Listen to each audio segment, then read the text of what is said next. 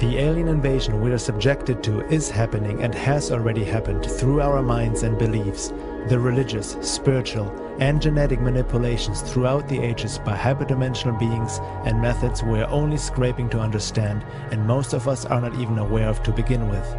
It's state-of-the-art mind control. Are perhaps the aliens themselves behind the New World Order and quest for global enslavement? Most people still have a hard time realizing that 9/11 was an inside job, and that Al-Qaeda is as fake as the war on terror. If the population of this world can be already so easily deceived by such obvious means, how will they ever look through a manipulation and deception by beings they are not even aware of and whom they even might welcome as their space brothers in the near future? Interesting times indeed. In the words of Elton Turner, husband of Dr. Carla Turner.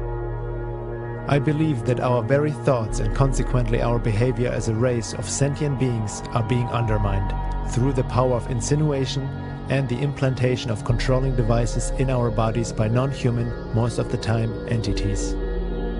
This is truly the most effective way to invade and conquer. I do not trust such creatures, no matter what I've been told about their altruistic motives.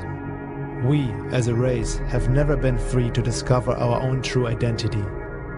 Every social advance we attempt is thwarted by some maniac who springs up with almost divine grace to lead us into madness.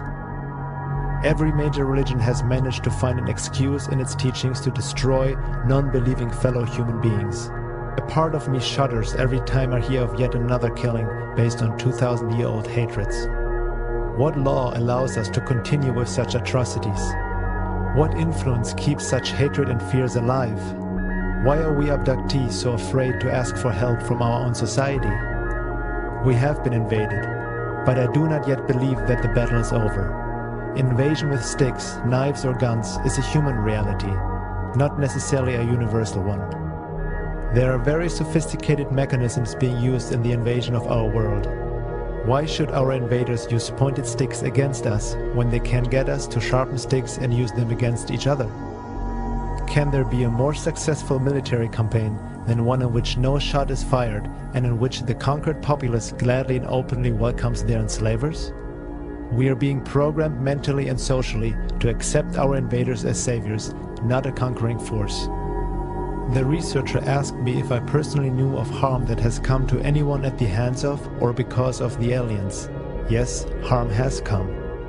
My early youth was damaged severely by the unconscious knowledge that I was being used by some non-human agency. It took me 40 years to recognize that the fears which guided me daily were not of my own making, and that the rebellion I constantly felt was engendered by my contempt for the powerful invisible agents that forced me to do things that I knew were wrong even as I was doing them. For example, I did not want to marry the person who became my first wife, yet I had no control over the decision. Before we were married, we were jointly abducted and subjected to severe programming. The results brought no happiness to either of us. We both starved for love and companionship, even though we tried with all our might to find them. My son was also one of their subjects and is miserable and lost. He's an artistic person with so many unknowable fears that he's paralyzed. I know of abductees murdered by mutilations, reports of which are suppressed immediately and completely, by cancers that no physician has ever seen before, and by madness that has led to suicide. In my opinion, these acts were not caused by brothers of any sort.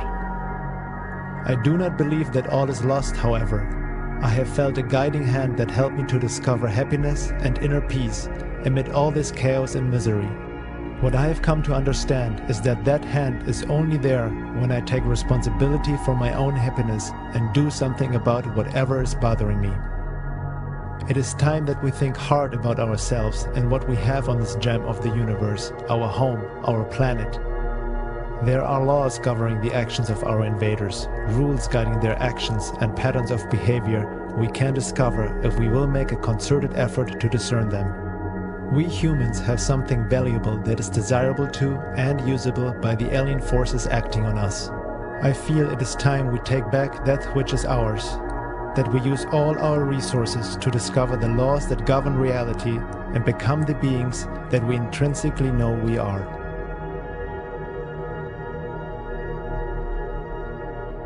We're in a very unstable period of our history. It's like everything's bouncing around.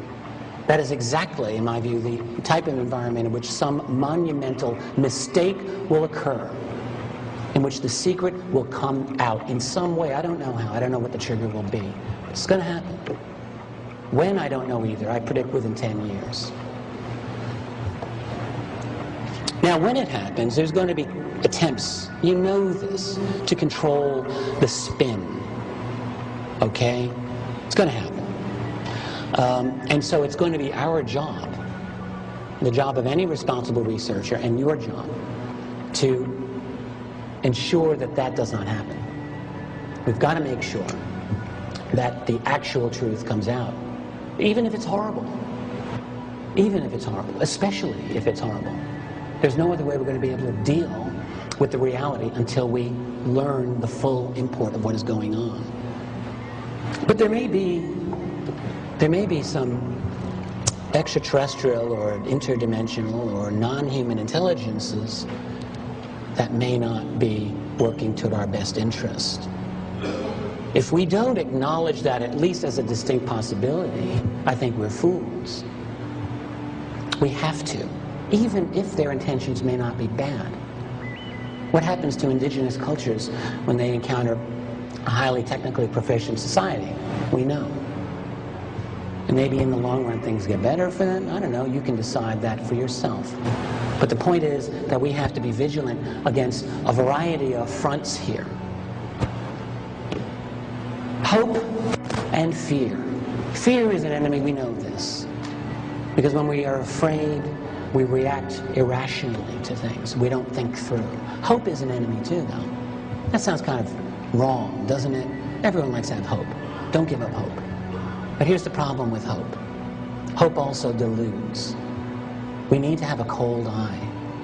We have to be able to look at reality in as alert and awake a fashion as we can. What is true higher consciousness? Well, it starts with awareness, with seeing things as they are. Not as you want them to be, not as you hope they can be. You have to see them as they are. And it is only through going over that first large hurdle, I feel, that we can really attain a true higher consciousness, a true awareness in which we are awake, not asleep. No matter what the truth ultimately proves to be, we have to go for it. I mean, without it, we're like children playing with shadows. And we're ignorant, and we're certainly unempowered to deal with and confront whatever the real entities are behind this masquerade. To take it all at face value is foolish. To take none of it at face value is ridiculous. Investigations into this field there cannot be anything more important for us to be doing right now than to dig past our wishes, dig past our fears, and dig for objective reality and understanding. What is truth and what are lies in the world of UFOs, aliens, abductions, and hyperdimensional realities? We ought to make an effort to find that out. As Carla Turner said, we owe it to ourselves.